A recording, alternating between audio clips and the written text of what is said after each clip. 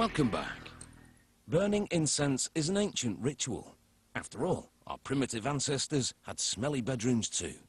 People have always burnt tree bark and plants to create pleasant aromas.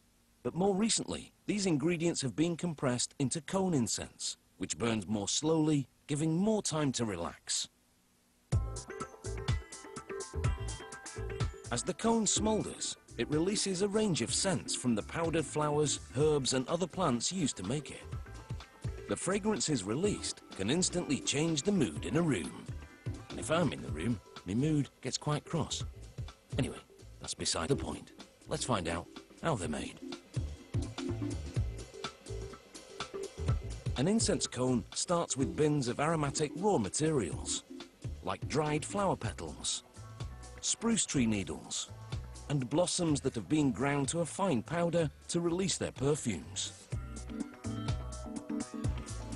Other bins contain tree barks and tree resins and other natural ingredients.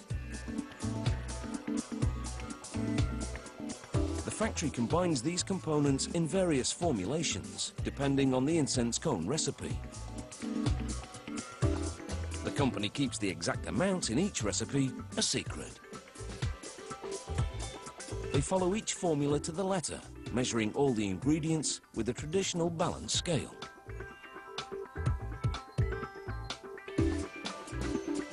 There's no room for error, otherwise the product will not smell right. This particular blend is called forest honey. The combination of ingredients includes berries and a pungent balsamic tree resin. The batch should emit a sweet woody aroma. They add buckets of the measured ingredients to a mixer and then turn the switch to activate the auger. The spiral motion distributes all the ingredients evenly. While that's happening, a worker scoops up something that looks like flour. It's actually a plant-based binding agent. He mixes it with cold water, which liquefies the binder.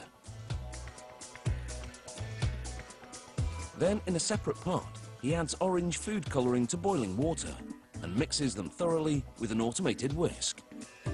He pours the thick binder liquid into the orange-colored water. The whisk kneads it into a pudding-like consistency. Now thick and sticky, it's ready to add to the dried fragrance mix. The auger works it into a cakey orange dough. It's as malleable as putty.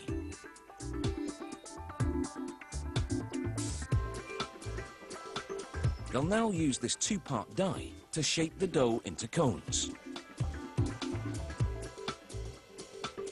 The worker manually presses the fragrant dough into the cavities of the die.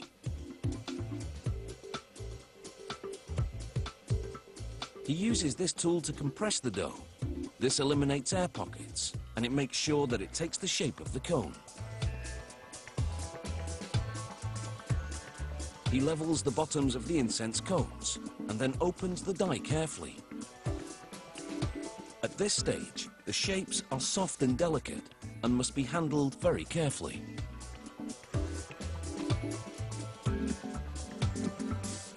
Now it's into the drying chamber.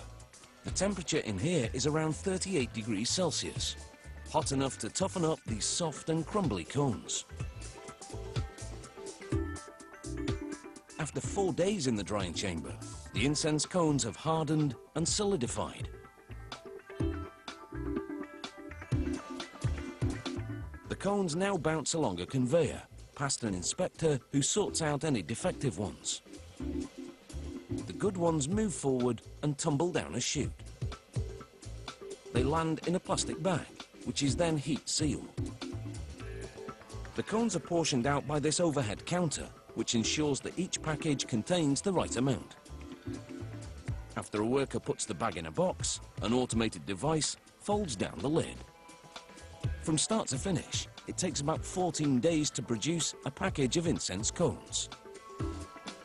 And all that hard work is about to go up in smoke, which of course is the whole idea.